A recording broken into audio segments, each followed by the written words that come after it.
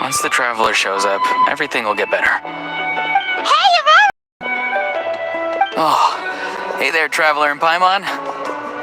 So you were looking for us? We came as soon as we heard. You did? That makes me feel warm and fuzzy. Is this what happiness feels like? The heck? Where is this coming from?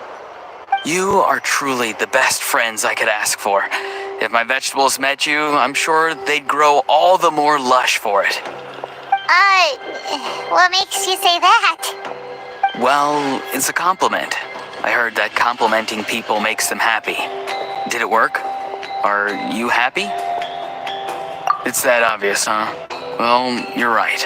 I feel like an aphid who can't find a flower. Granny is standing in my way. Yes, Granny's a genius, as you know. Geniuses often stand in the way of others, leading them to despair. And on top of that, I'm her grandson, which means I get a double dose of despair. If that sounds serious, it's because it is. So please, help me deal with her. Oh, what happened exactly? You make it sound so dramatic. I had to get you involved. Most people can't deal with Granny, and... Of course you can. You were the first person I thought of, Gramps. Gramps is what I called you when we first met, and I know I got told off for it, but please let me off for calling you that one more time. It feels like there's something unique about you. Even Granny Lolly treats you like you're someone special. And everything that's happened since we met suggests it's true. If I had a woven scroll that listed the 40 people who can deal with Granny Lolly, your name would be at the top of that list. Wait, so who are these other 39? Also the Traveler. The rest of the list is just the Traveler 39 more times. Please, you've got to help me. This is really important. Although it looks like I'm just hanging around with nothing to do, inside, I'm distraught about the path ahead. Granny Lolly is blocking my way and I can't get past. But now that you're here, I can start moving again, before time runs out. You know how much Granny loves to drink, nap, and read light novels, right? If you offer her what she wants, I'm sure you can lure her away. You mean use those things as bait to distract her so she won't notice what you're up to? That's right. Don't worry, I won't make you do all the work. I've planned it all out, including what you need to say. All you need to do is walk up to her and tell her this. Dear Granny, I have the latest volume of Mirage Warriors here, along with the special edition spin-off of the case files of Miss Orith. Want to read them together? She'll pretend not to be interested for a few seconds, then think of an excuse to say yes. As long as you're the one doing the fishing, she'll definitely take the bait. He's just trying to butter you up. Even Paimon can tell. He's just saying whatever it takes to persuade you. No, I mean it. Granny might not say it out loud, but I can tell she has a soft spot for the Traveler. If you say so. Paimon's still not convinced, but if all we have to do is say a few words to see Lolly, it's hardly putting us out. It's as easy as watering vegetables, and if my vegetables were here, they'd... Sorry, there's no time for vegetable talk. Just trust me. Let me take you to her. With you here, everything will be better.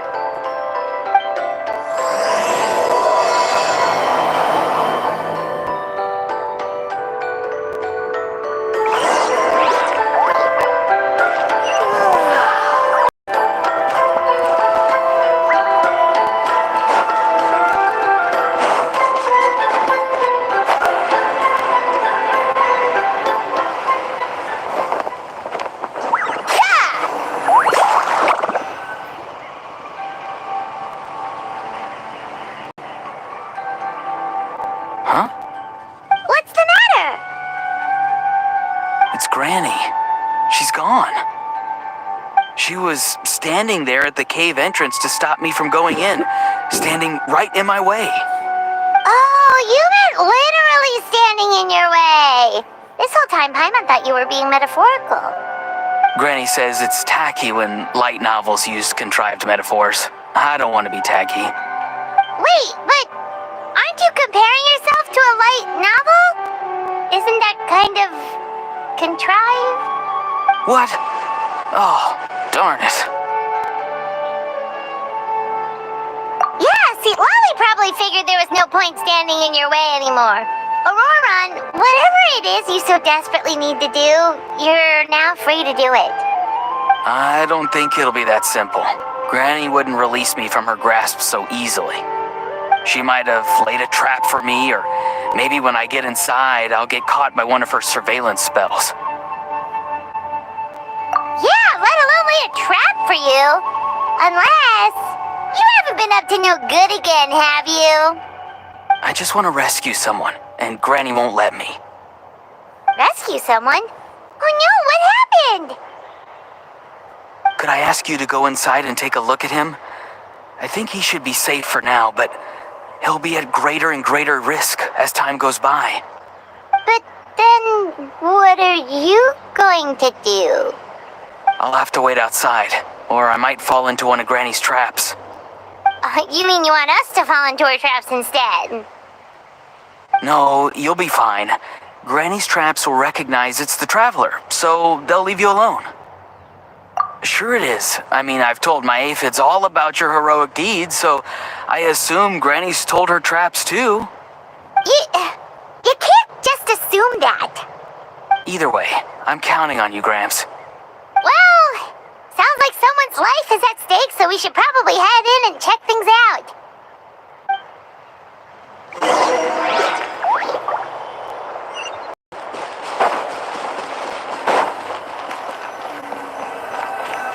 Guess we just keep following this path?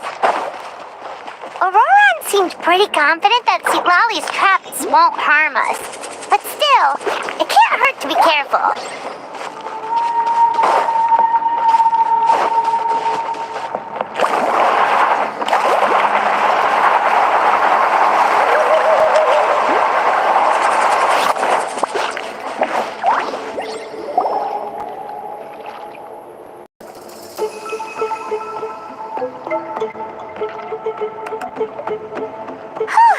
We made it in without a hitch.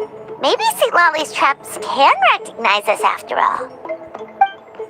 Wait, look! There's someone there! Hi! Are you okay? Can you hear us? Is he asleep? Or sick?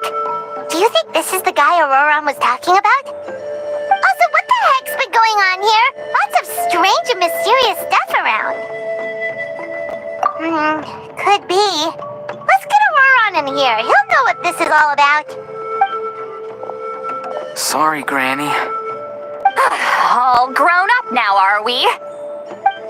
I'm truly sorry. Now that you're one of the 6 heroes, you think you can do as you please, do you? Well, explain yourself, you dummy. How exactly were you thinking of helping that spirit duffer? Auroron! And, hey, St. Lolly. Huh? When did you guys... Oh, drat.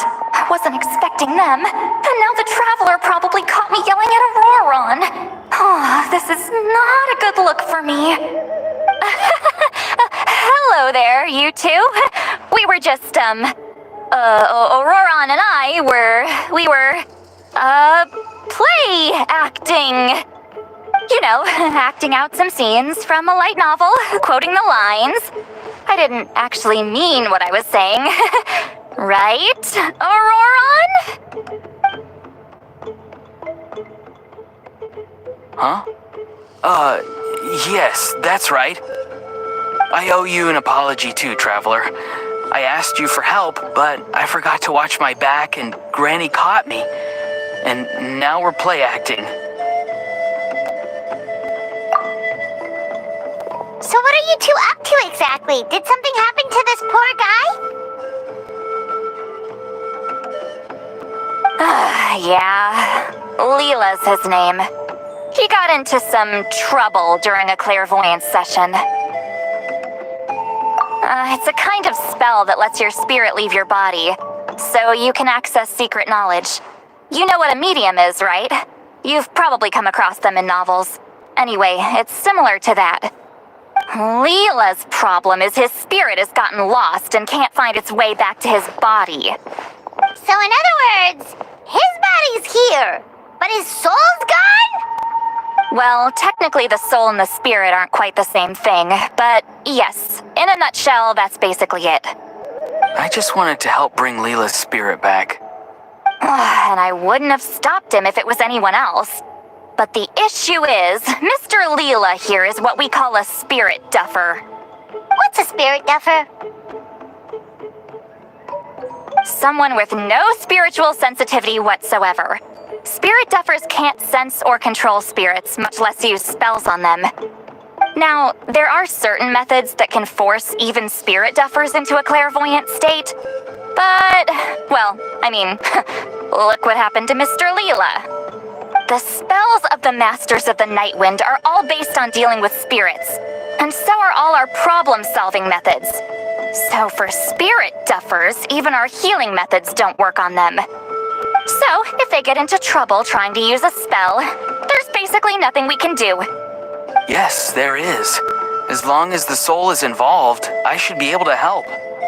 You hear that? No prizes for guessing what Auroron's bright idea was. Oh, because of your special constitution, right? But isn't it kind of risky for you? I'll be fine. Granny's just worrying too much. I'm feeling fine now, so I should be able to do it safely. Besides, it's probably our only hope of bringing Leela back. Don't kid yourself. What happens if it's not as safe as you're hoping, We both know you'll risk it all to try and rescue him anyway. Honestly, you're such an idiot sometimes. This is a tricky one. It's true that Auroron could be self-sacrificing to a fault, but it's also true that Lolly tends to worry too much. You're darn right Granny Eatsley's got a plan. Why else do you think I'd be here? Huh? You do? Wait, really? You actually know a way to save him? Yes. I mean, it's a crude solution. But that's beside the point. The point being, don't interfere when Granny's already got things under control. Anyway, Traveler, I was actually going to ask for your help on this. My plan will take quite a lot of work, and it's a little too much for one person. Oh, great! Well, it's a good thing Auroron brought us here then. I intend to use a two-pronged approach. The first is the crude method. Basically, it's looking for a needle in a haystack. See the thing I've drawn around Leela's body? That's a gateway to the Night Kingdom. Once the gateway is activated, all roaming spirits in the area will be drawn to it. If we're lucky, we'll find the one that belongs to Leela. I'll lend you some of my power like last time, so you can use my clairvoyance. It only works if you use this projection sensor first, though, so don't forget that step. Don't worry, this time nothing can go wrong. You'll just feel like you're in the Night Kingdom, and you'll see a lot of roaming spirits around you. All you need to do is gather them up. You can leave Auroron to sift through them and find Leela. Since he wants to help so bad, he can take the hardest job. Draw him back, using what I know about the instincts of spirits. As we all know, clairvoyance is usually conducted with the goal of unraveling mysteries. If we can find out what mystery Leela wanted to learn the truth of, we can use that to draw his lost spirit back here. I'll do some clairvoyance of my own and channel it through Leela's body. That should give me some idea of what he was thinking. Oh, Paimon thinks she gets it now. The first approach is like fishing with a net, and the second is like fishing with bait. Just like how Auroron wanted us to lure you away with the promise of light novels. Your point would have been just as clear without the example, Paimon. What? Don't think I won't revisit this later. But Granny, it's amazing that you can use a person as a clairvoyance medium. I always thought you had to use inanimate objects. You can't flatter your way out of this one. But you're not wrong. A person without a spirit is just a physical shell, which, for our purposes, makes them an inanimate object. Traveler, just over there is my spirit loom, which will record the fragments I see during clairvoyance. Once I begin, please arrange them on a woven scroll for me. Let me know when you're ready. We should get to work.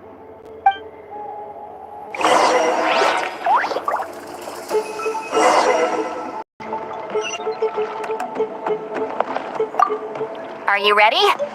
Don't worry, the spirit loom is very easy to use. I know this is your first time working with it, but I have a feeling you'll do great.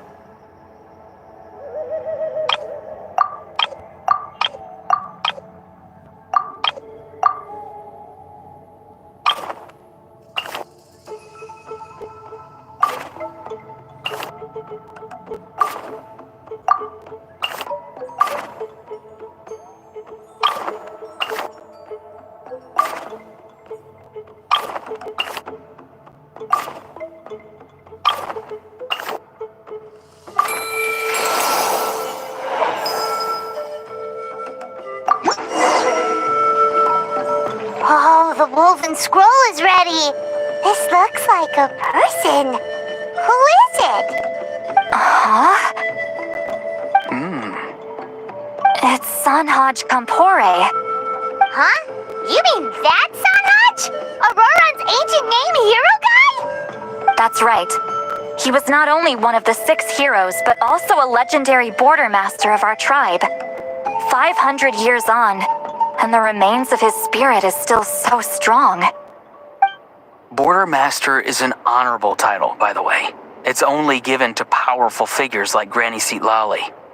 No, not like me. The most powerful border masters can expand the borders of the Night Kingdom and temporarily manifest part of it in the real world. I'm no amateur with border spells, but Sanhaj is in a league of his own. They say his border mastery was what turned the tide in the Battle of the Mare Javari 500 years ago. Legend has it that Sanhaj summoned a miniature Night Kingdom and exploded it to defeat the encroaching Dark Calamity. Whoa, he must have been really strong. Of course, it came at a great price. As far as I understand, both Sanhaj and Tainoch, the leader of the tribal coalition forces, gave their lives to activate this spell. I don't know what Leela was thinking. Even I'd think twice before seeking out Sanhaj Kampore during clairvoyance. So what sort of spirit duffer in their right mind would... I guess folly is the greater part of bravery. I'm starting to feel like something else is at play here.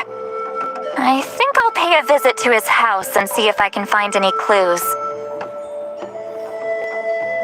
Yep, you can keep gathering the roaming spirits. That won't be affected. Hopefully you do find Leela that way, because it'll save us an awful lot of trouble. But before that, it looks like we now have another problem on our hands. Connecting with the spirit of Sanhaj Kampore has caused quite a stir. I think we may have just spooked all the monsters in the area. Traveler, if you've got some time, could you go and get them to pipe down a bit? We don't want them to start attacking innocent bystanders. It's fine. I can handle that. Oh no, you're staying right here, mister. The Traveler has enough to do already without coming to your rescue. Alright then. Sorry, Traveler. Over to you, I guess. Yeah, don't sweat it! The most important thing right now is getting Leela's spirit back. All right, I'm heading out. See you guys later.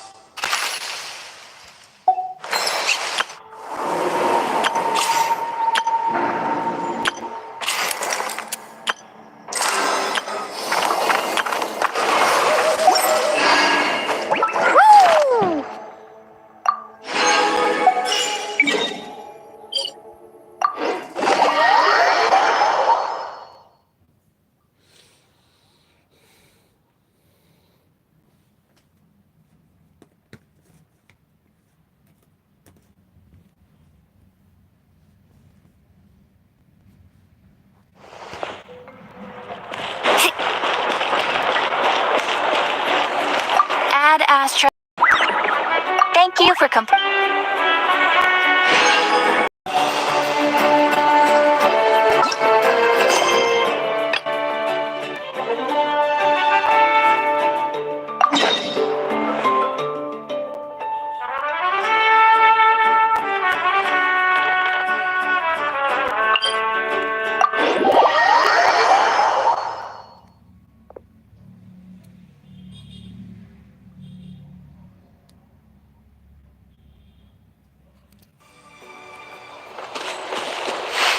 Let's burn this breeze.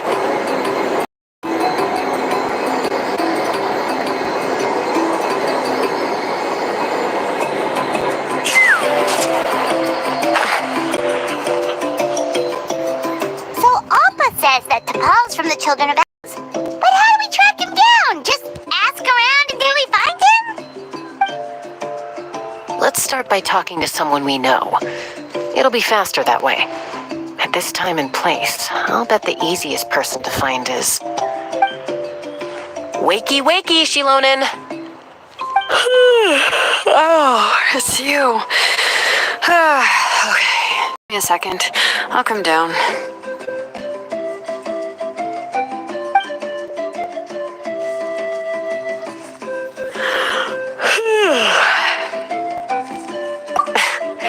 I go and see farther. I don't usually stop for a nap. Well, we're not all like you. Always full of energy, even after flying around all day. Yeah. So, you've come all this way and interrupted my precious nap time. Might I inquire as to, why? I'm sorry, Shilonen, but it couldn't wait. Does the name T'Pol mean anything to you? He's a craftsman, apparently. Huh. T'Pol. Yeah, that rings a bell. I think that's Puma's child. Nope, I'm afraid you're a few years too late. Why are you looking for him?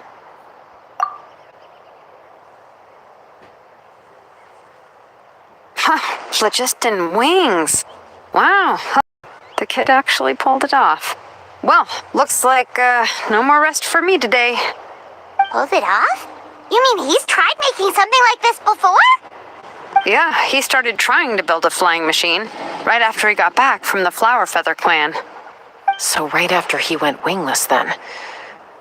Was this flying machine anything like the gun you made me? You mean a gun that's harder to tame than the proudest Kukasaur? No, he wanted to build something that allows anyone to fly freely, even if they're not naturally gifted. But he never got very far back then, though. Blew up his workshop a few times and barely made it out alive. I never really kept up with him after that. His parents traveled a lot in their youth and only returned to the tribe after he was born. But they settled in a remote area and don't interact with other people much. Which means most people in the tribe don't know them very well. Your best bet is to chat to his direct family. I'll go get Puma. Wait for me in front of the workshop. I won't be long.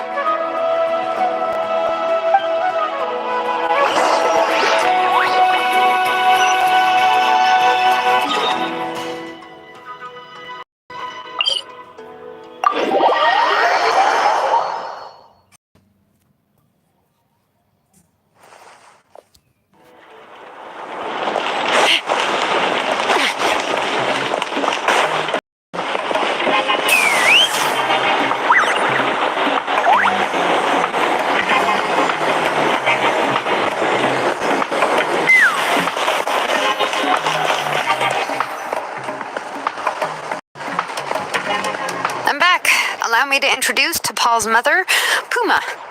Hello, we're... Oh, save the pleasantries. I don't want to spend any longer talking about that boy than I have to. Huh? I disowned him long ago. He is no child of mine.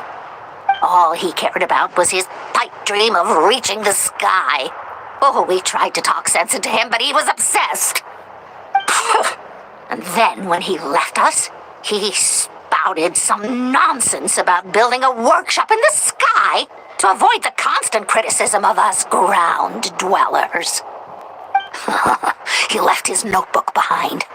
Whatever questions you have, you can look for them in there. I am done talking about him. He's no son of mine. He never called me Mom anyhow.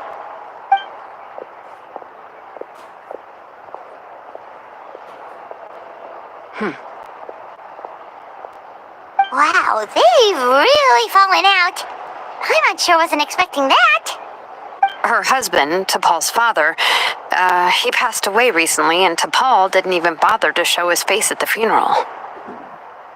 If you ask me, that was probably the final straw for Puma. I'll go keep her company. If there's anything else you need, just come and find me. Thank you.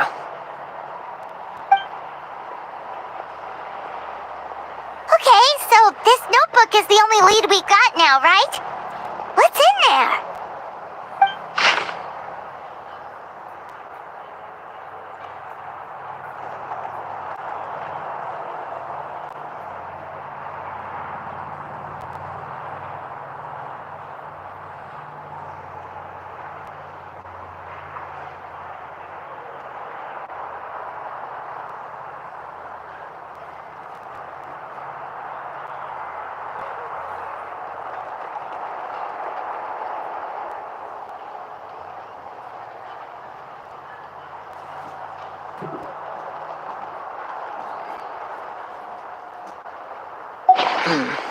Some early designs for the phlogiston wings, and some theorizing about an airborne workshop.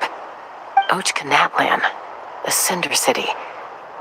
Looks like that's where he got his technological inspiration from. So, was he serious about the workshop in the sky? But that's such a big project for one person. Do we think he actually pulled it off? Oh, yes. The one from the trial arena that was super high up.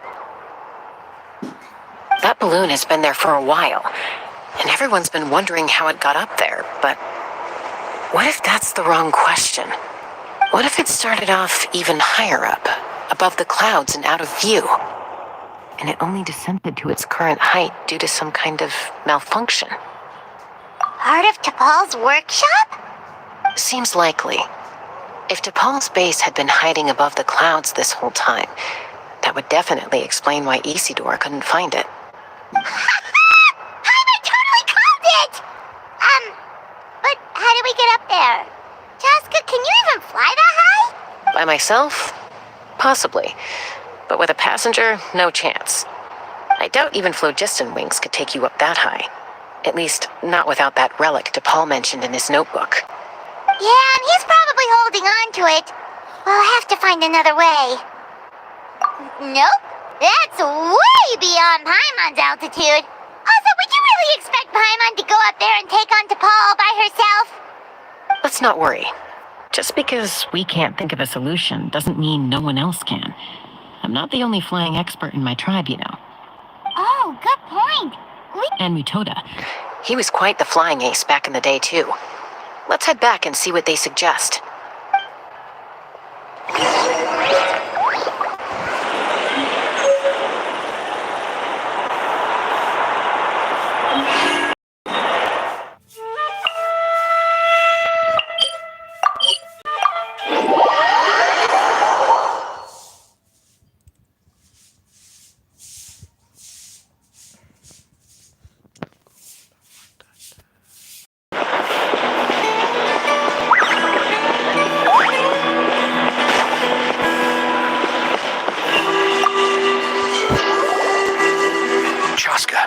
You're finally back.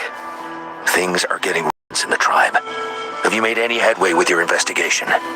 Some people even we arrested the merchants just to support the flying squad and crack down on the phlogiston wings.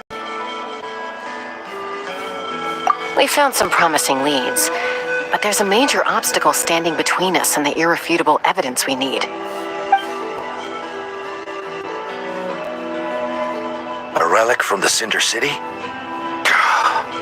So Ochkon's still managing to sow discord, even after all these years. An airborne workshop and a hot air balloon above the trial arena. And that's where you're trying to get to now? Neither phlogiston wings nor a Kukusaur can take you that high up. Do you really think that's where T'Pol is hiding? You know what? There there might just be a way. Really? Do you still remember those spouts in the arena? When they were all blocked, the gaseous phlogiston was trapped and unable to flow. But now, it's flowing freely. If we were to block them up again... You mean all of them except the one at the very top of the arena? To build up the pressure there? Precisely. With all the gaseous phlogiston flowing through one spout, it would create a high-pressure wind current. And then we just ride it up into the sky! Yes, it has its risks, but with Chaska's abilities, I think she could manage it. It's an extremely risky approach, but I agree that it's feasible. If you want to give it a try, check with Inkanak at the trial grounds. She can explain how to block the spouts. Chaska, if anyone has a hope of seizing this evidence from the high heavens, it is you.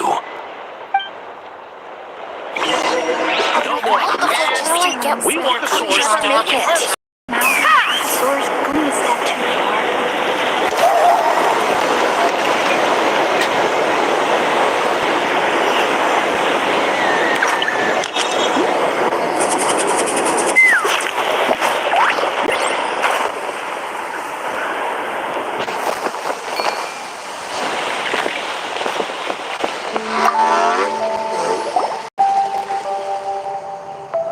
Goodness me, that is a very bold idea. Maybe so, but we have to act fast. What's the quickest way for us to block off the spouts? From a technical perspective, I'd have to advise taking some measurements and carefully plan it out first. But I'm guessing that's not what you want to hear. Then we'll have to take the rough and ready approach. See the solid phlogiston over there? Our prior inspections revealed that some kind of stable structure has formed inside, making it highly damage resistant. It's not without its weak points, but unless they're all struck at the same time, the structural integrity won't be threatened. So, what happens if we do strike them all at once? It'll collapse. Okay, I see where you're going with this. Yeah, you got it. As long as you hit all the weak spots at once from the right angle, the solid phlogiston will fall right on top of the spout and block it up. You're right about rough and ready. Sounds like my kind of plan.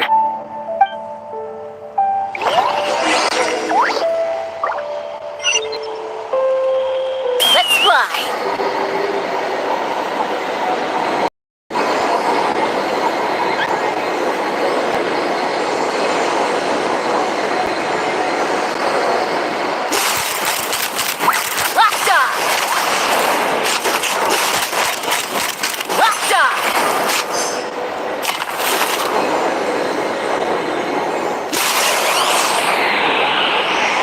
Look! There's a chunk of solid phlogiston right over that spout!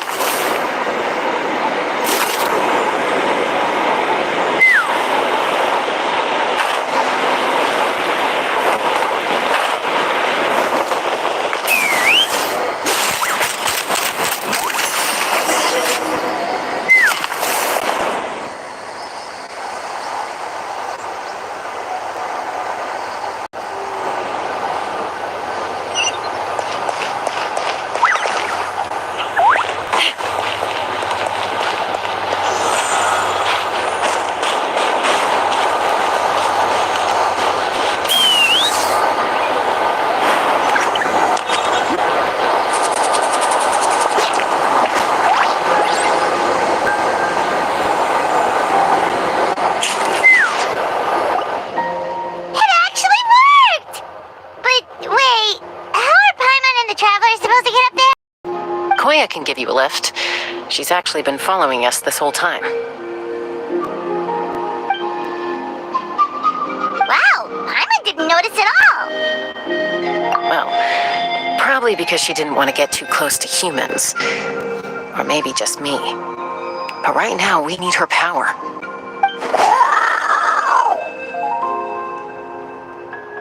Whoa, you didn't even have to summon her!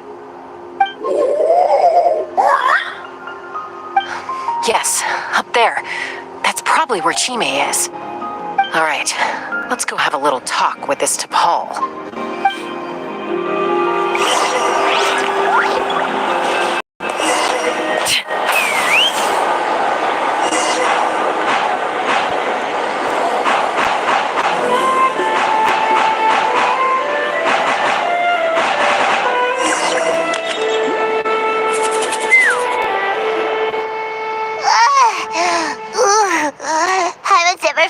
fast before she feels so throw up.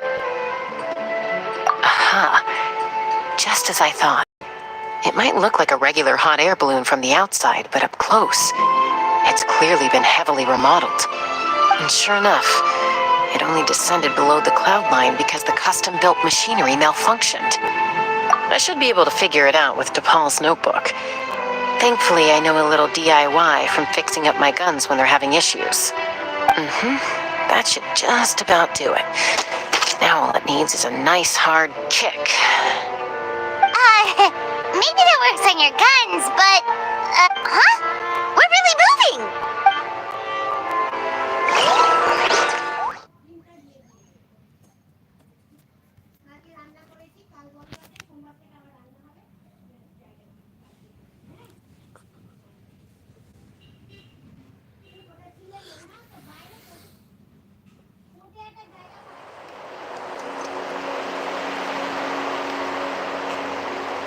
Here it is! The workshop in the sky!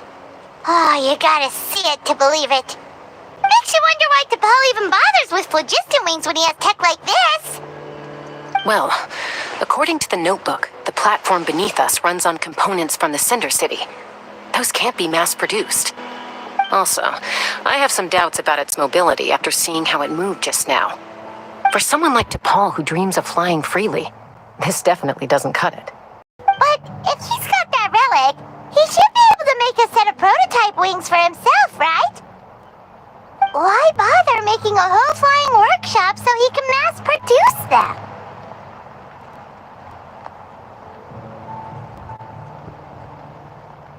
But this doesn't add up. If he's already achieved the power of flight, then he must have bigger dreams we don't know about. But what? With any luck, we'll find the answers in his workshop.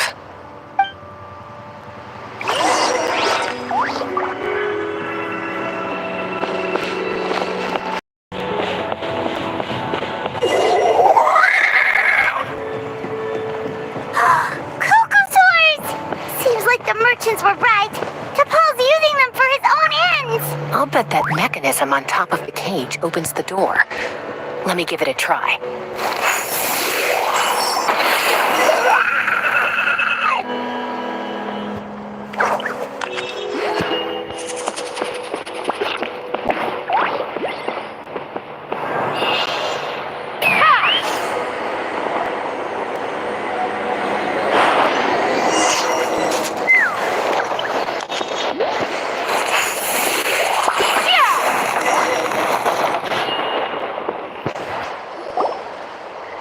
Why won't it fly like the others? Is it... She's still breathing, but barely. By the looks of it, DePaul was using these cages to extract phlogiston from the kukasaurs. Once a kukasaur is drained of phlogiston, it becomes too weak to move. We'll have to come back for these ones after dealing with DePaul.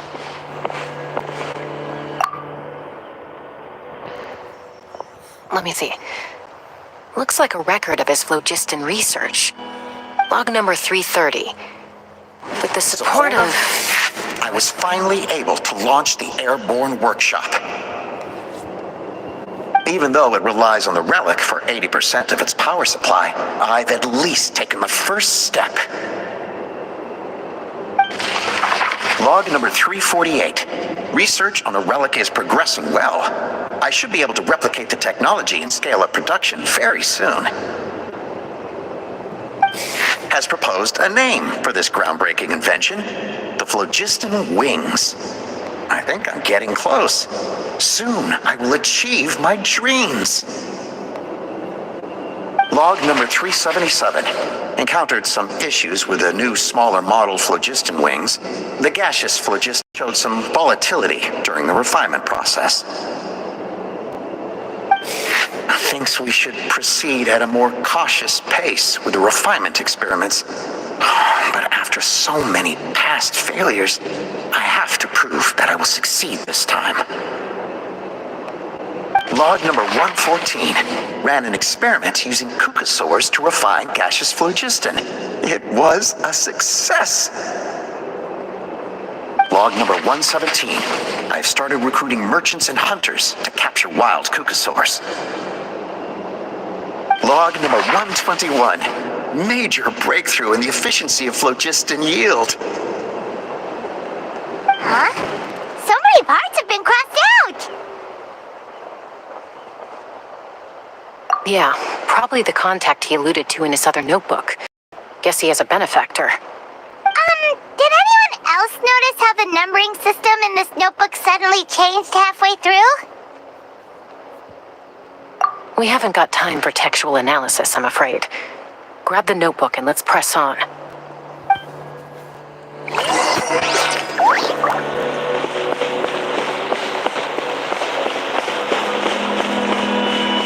Huh. Never seen one of these before. Looks like this was built with the Cinder City components, too. You're not thinking of giving it a nice hard kick, are you?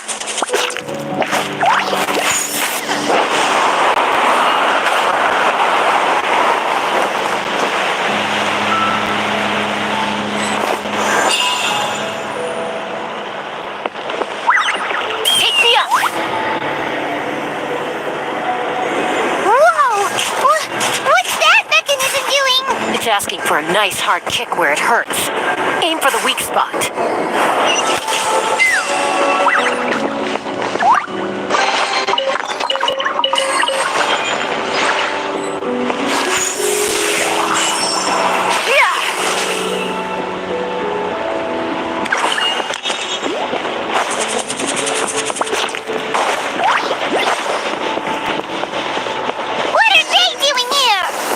Henchman. He must have brought them here using the relic in his prototype wings. Watch out!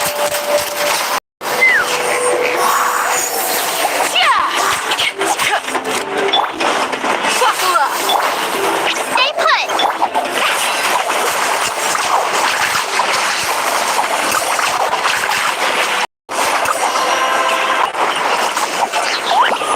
Need a surfboard?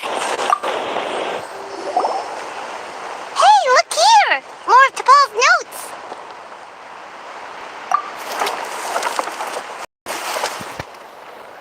Log number 403.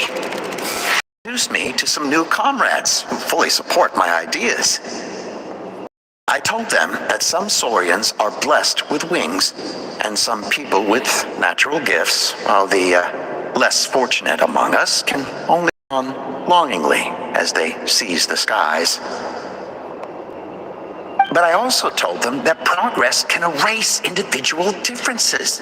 Think of the tools humanity has made to fight back against wild beasts. The law we have put in place to even the playing field between the strong and the weak. I promised them that our research will be the new frontier of human progress. With our phlogiston wings, the power of flight will no longer be for a select few to enjoy. Imagine a world where eyes are for all to share. I only hope that when we finally achieve this goal, we'll be proud of me. Imagine a world where the skies are for all to share. Yes, what a wonderful world that would be. If only it were possible. We could respond faster, and so many tragedies could be prevented. But T'Pol, what about the Saurians you're draining dry of phlogiston? You're not sharing the sky, you're stealing it. Bad move. I won't let you get away with it.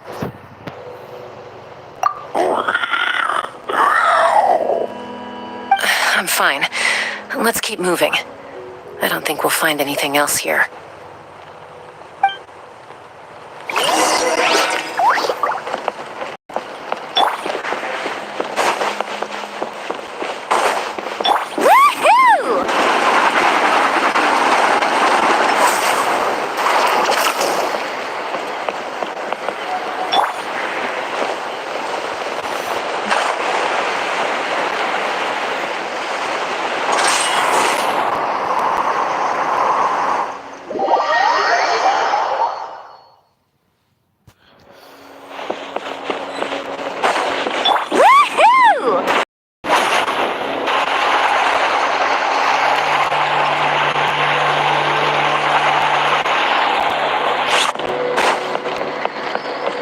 we go. Take me up.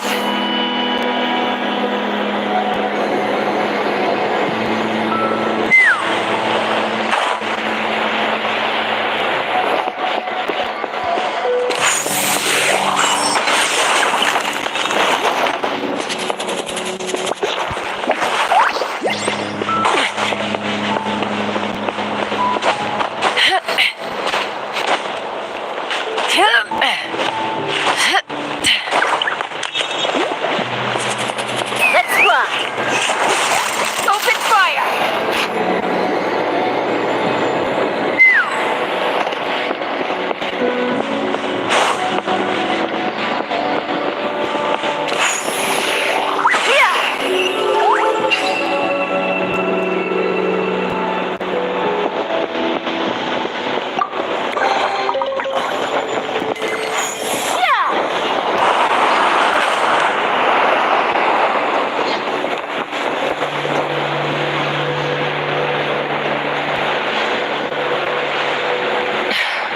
I can't believe he captured so many Kukasaurs.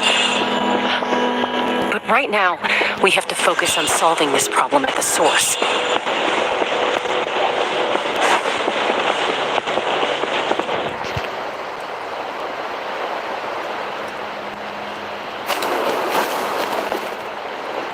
Looks like we've reached the center of the workshop. And still no sign of Koya's baby.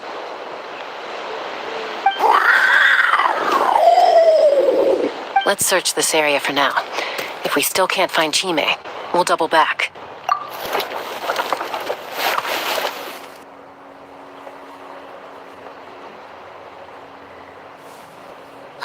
Chaska, Traveler! What is it? Did you find Chime? Not yet, but look! It's another one of T'Pol's notebooks! All right.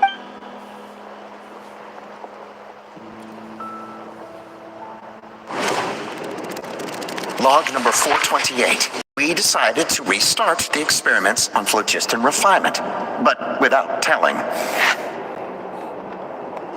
This is the final obstacle to the success of the Phlogiston Wings project. We cannot fall at the last hurdle. Log number 436. Earlier today, suggested using Kukasaurs as an intermediary to extract refined phlogiston. It's certainly feasible, but as long as our secret experiment succeeds, I'm sure won't bring it up again. Log number 443. We will conduct the experiment tomorrow. But birthday is coming up, so hopefully we'll have a birthday surprise for her. Log number 444.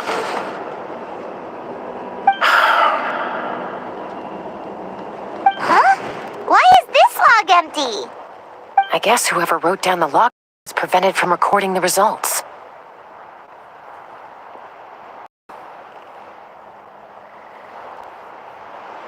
Log number 0.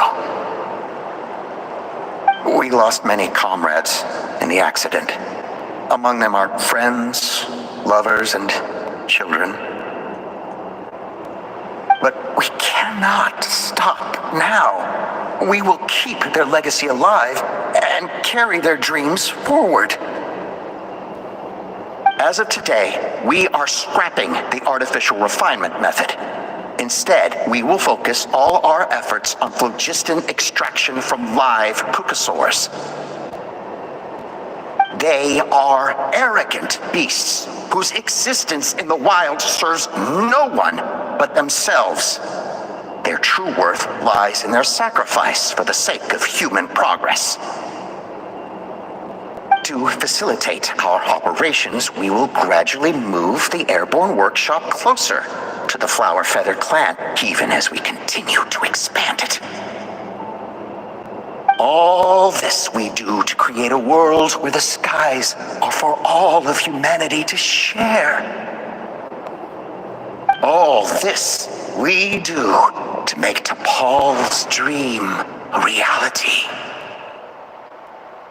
Given the way it's written, not to mention the fact that the numbering has started over from 0, it kind of sounds like this is someone new. Does that mean that T'Pol's already... There's also a letter tucked in the end of the notebook. It's from Puma.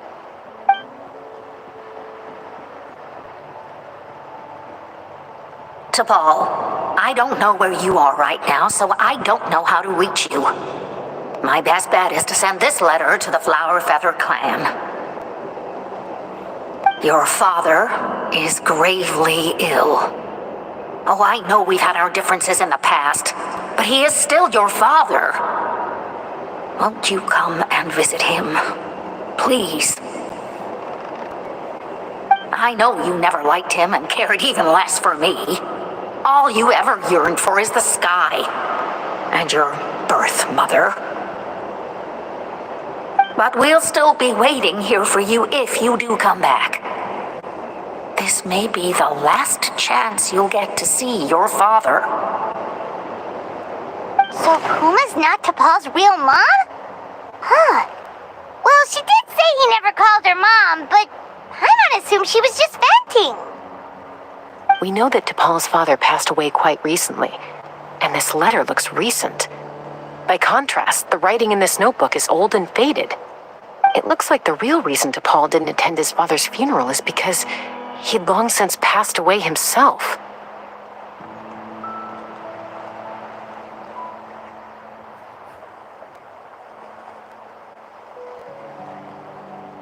If we ask ourselves why this letter was sent to the Flower Feather clan, why T'Pol always yearned for the sky, and how he got his hands on a relic from the Cinder City, it all points to one answer. That's right. T'Pol was my child. He was born during my days as a wingless wanderer. His birth gave me new hope. I wanted to become the kind of mother who spent her days as a valiant rider, soaring the skies. Not an aimless, wingless nobody. But his father wanted to settle down, to give his child a safe, sheltered life in his tribe. We fought about it constantly, until the love we once had for each other was gone. He started a new family, with another traveler who was also looking to return home. And I went back to the Flower Feather clan, alone. Opa? I had no idea that despite being raised among the children of echoes, my child still harbored dreams of the skies. Can you imagine, Chaska? The joy and surprise I felt when he showed up at my door, asking to join the flying trials. Or how proud I was when he said he wanted to prove his own worth, rather than relying on my position as elder. And then the anguish that overcame me when he was rejected by the Kukasaurs and became wingless, just as I had after my injury. You've got a lot of nerve showing your face here. Don't take this the wrong way, Chaska. I'm not here for a fight. I just want to talk. Isn't that your preferred way to resolve things? I trust you've learned of T'Pol's wish on your way here. A world where the skies are for all of humanity to share. If only his dream can be realized, no one will ever have to lose their wings again. Our aerial prowess will be greater than ever before. War will never again come at such a great cost. The loss of Koichi is a tragedy that need never be repeated. So tell me, Chaska, do you really wish to see the phlogiston wings forever grounded and gathering dust? Nothing you've said excuses all the conflict you've caused. You mean the argument back at the tribe? It was a necessary measure. Sometimes this is the only way to accelerate the pace of progress.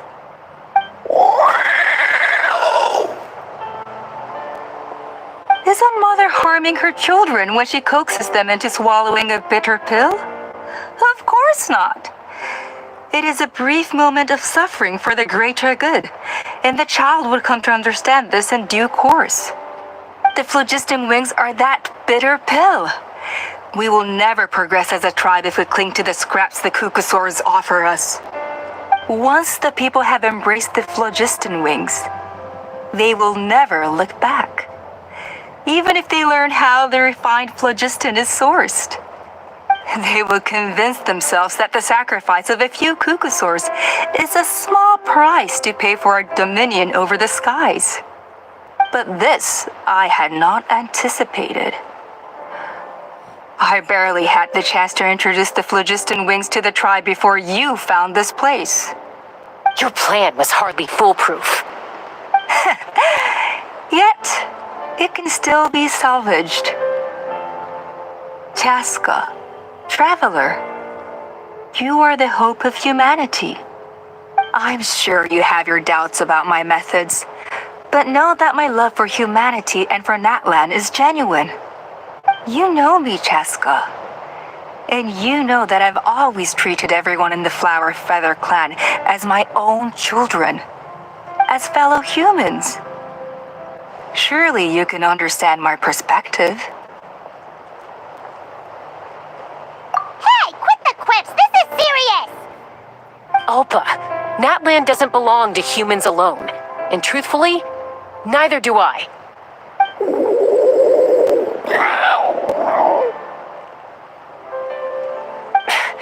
How many times has the Abyss invaded Natlan now? And yet despite how much stronger it is than us, Natlan still stands as a nation of humans and Saurians. Peace imposed by force will crumble in a matter of days, because social bonds are what hold civilization together. Weren't you the one that taught me that? And yet you would break the bond we share with our Saurian companions to take more power for ourselves? That's as stupid as hacking your own arm off to use it as a club. They are wild beasts, driven purely by instinct. How could they possibly understand human social bonds? How did someone like her ever become a writer?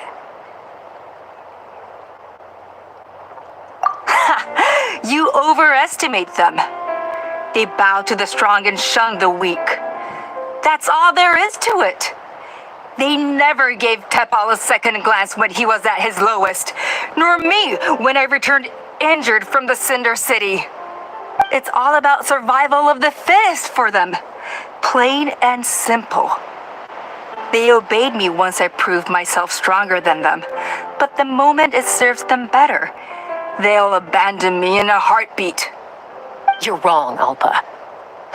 They only reject the wingless because they don't want to fly anyone to their death. Chaska, I will promise you this. Only the unruliest wild Kukasaurs will be used for phlogiston extraction. The ones who have nothing else to offer to humanity. Well, that's too bad. Because I know a few unruly wild Kukasaurs who don't think that idea is gonna fly. Namely my mom, my sister, and me. And the others? To us, they're friends, family, even children. So if you want to put any of them in one of your cages, you're gonna have to go through us. Is that right? I knew you might be difficult to convince. Maybe this will change your mind.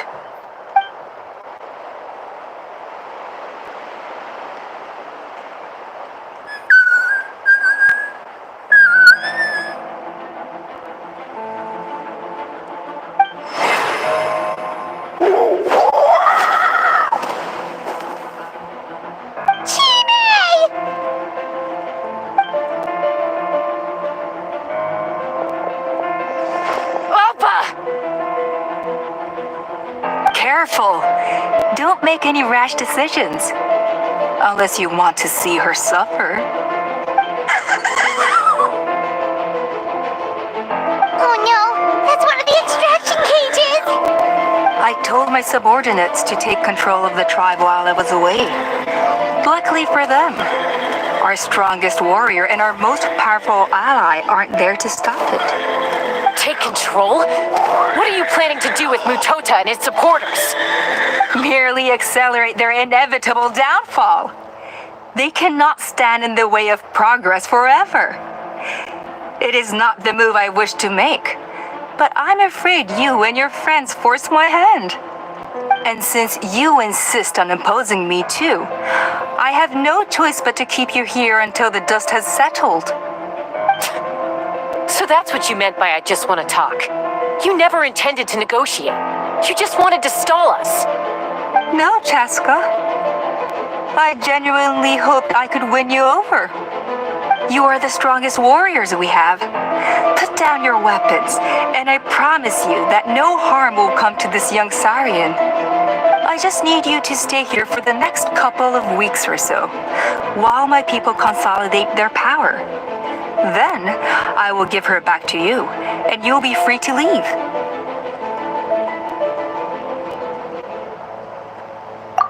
As long as the majority supports our vision, even the Pyro Archon cannot meddle in our internal affairs. Your vision is deranged, and the Flower Feather Clan will never support it. You sure about that? Then wait here and see. Time will tell. What do we do? Even if the whole tribe fights back, Mutota's in grave danger!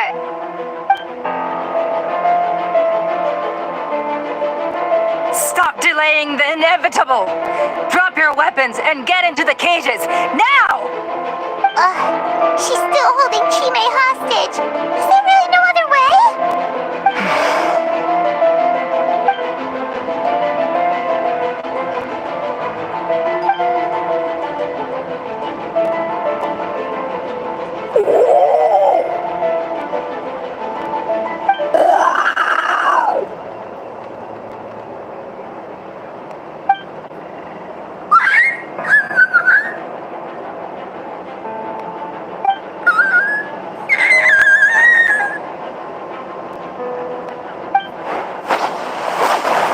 Koya?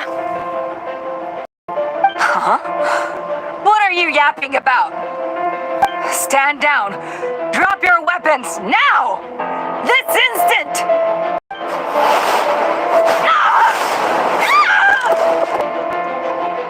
No! The relic!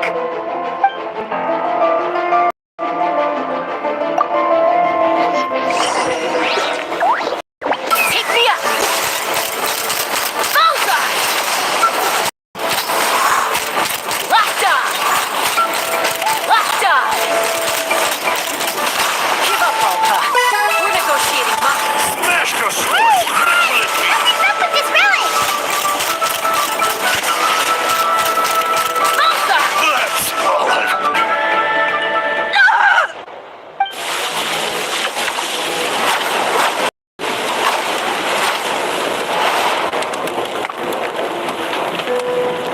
No! What is she doing? She'll bring us all down with her! But why? We stabilized the relic! Maybe it got damaged in the fight. If we don't think of something fast, this whole workshop is gonna fall apart. No.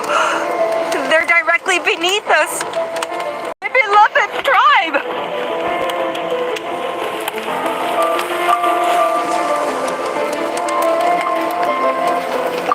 Okay,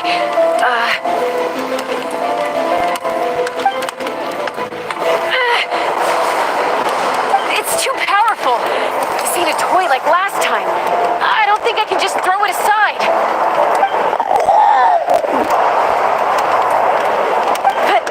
But we need to get it far away before it explodes.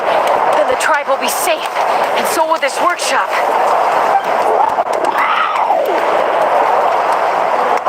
Koya, remember when we were kids?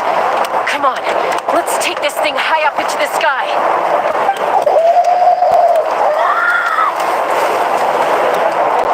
Don't worry, I know I can get rid of it before it explodes. We're talking some surface wounds at most. All I need is for you to catch me at the end, just like old times.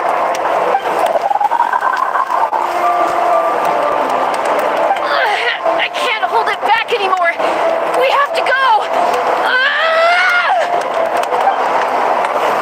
Don't be insane!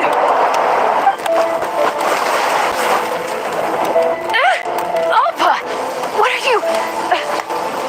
You're a fool! Why would you choose such a risky solution? We cannot entrust the safety of our tribe to this wild Saurian! I'm the fool. You really think you can stand a better chance than me?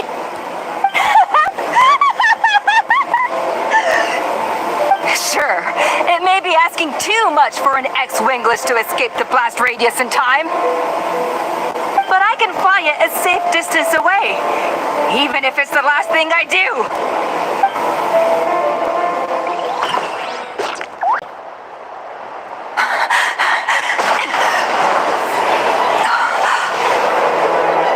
Here, this should be high enough to save the clan. What? You don't get to die a hero today.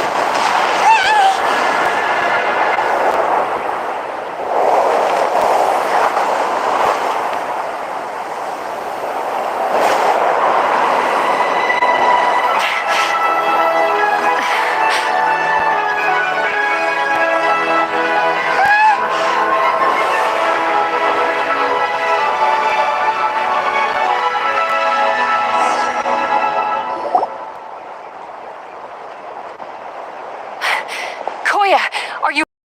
Let me take a look at you. What do you mean, I'm fine? Didn't I tell you to catch me on your back? Why did you try to shield me from the blast?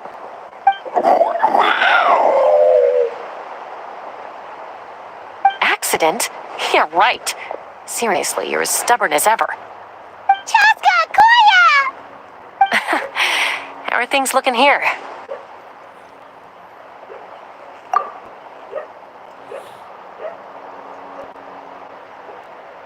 I think that's putting it mildly. I owe you one. Again.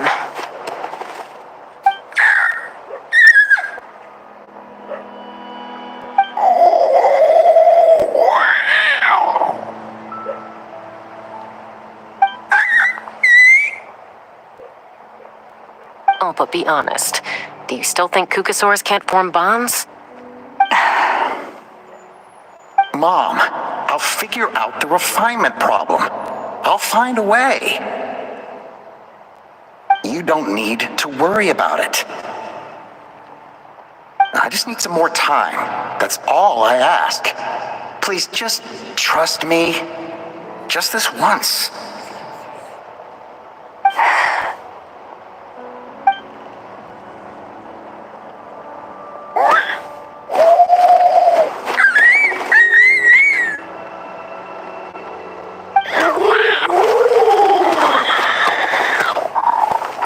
The Flower Feather Clan yield to the strong.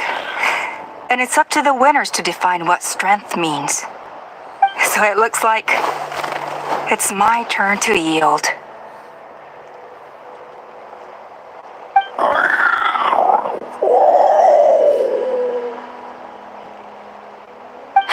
Koya! Koya!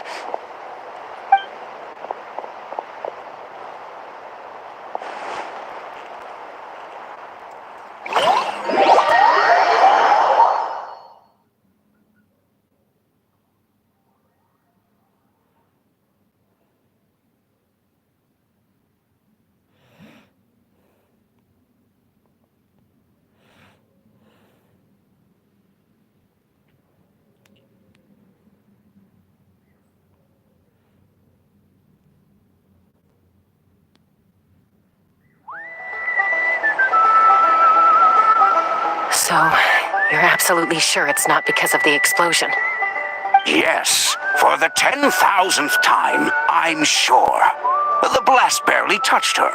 The reason she fainted was old injuries playing up, compounded by overexertion in recent days.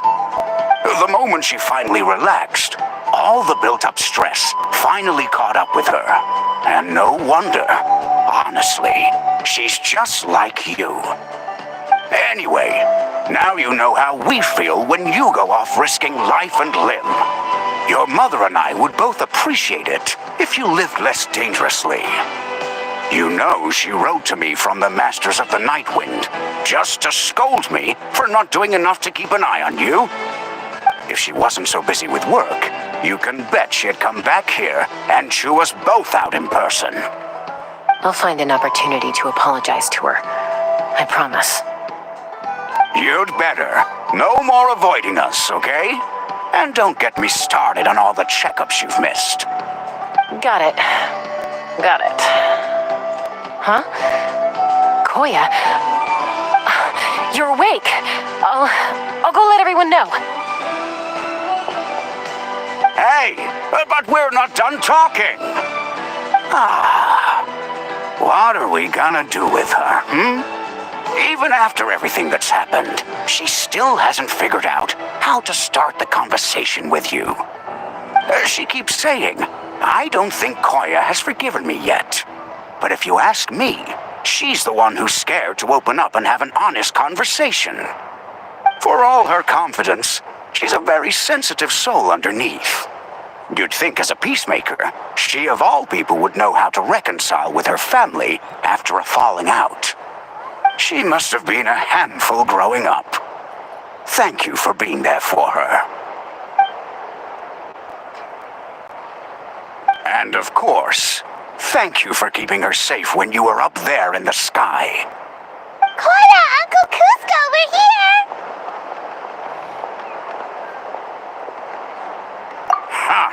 I was just telling her that she's not to go chasing danger with Chaska ever again. Cusco, I understand how you must feel.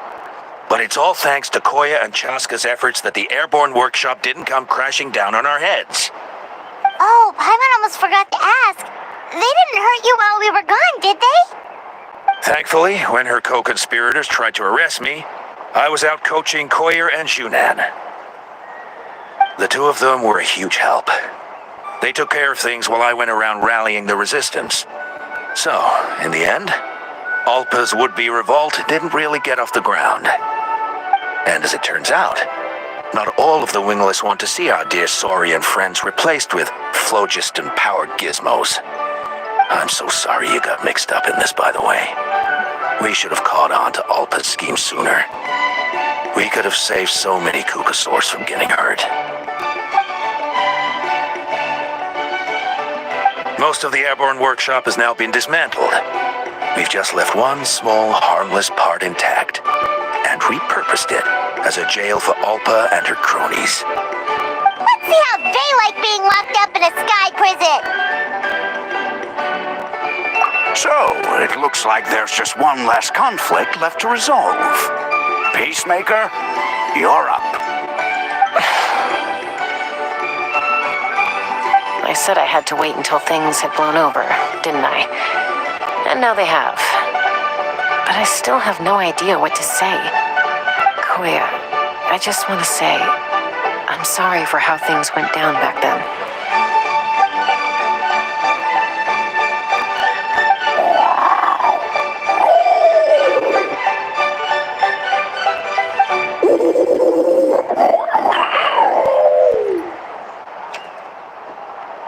Huh?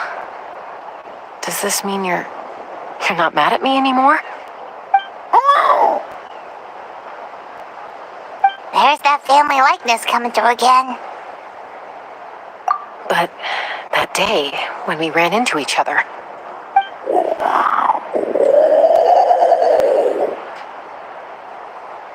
Huh?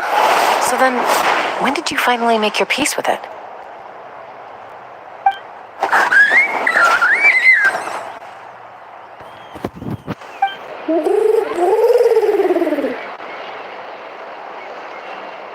Oh, it's Chime and Chimpu! They're here too!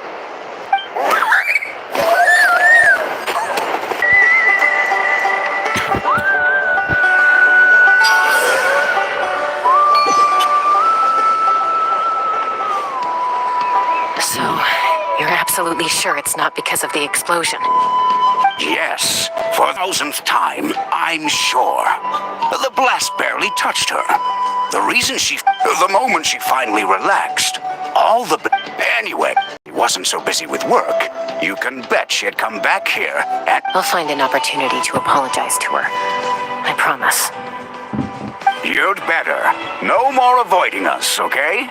And don't get me started on all... Got it. You're awake. I'll go let everyone know. Hey, but we're not done talking. What are we gonna do with her, Even after everything that's happened, she still hasn't figured out how to start the conversation with you. She keeps saying, I don't think Koya has forgiven me yet. But if you ask me, she's the one who's scared to open up and have an honest conversation. For all her confidence, she's a very sensitive soul underneath. You'd think as a peacemaker, she of all people would know how to reconcile with her family after a falling out. She must have been a handful growing up. Thank you for being there for her. And of course, thank you for keeping her safe when you were up there in the sky. Koya, Uncle Cusco, we're here! Ha! I was just telling her that she's not to go chasing danger with Chaska ever again. Cusco. Oh, Paimon almost forgot to ask. They didn't hurt you while we were gone, did they? Thankfully, when her co-conspirators tried to... The two of them were... And as it turns out, not all of the... I'm so sorry. Most of the airborne workshop has now been dismantled. Let's see how they like being locked up in a sky prison. So, it looks like there's just one last conflict left to resolve. Peacemaker, you're up. I said I had to wait until things... Koya.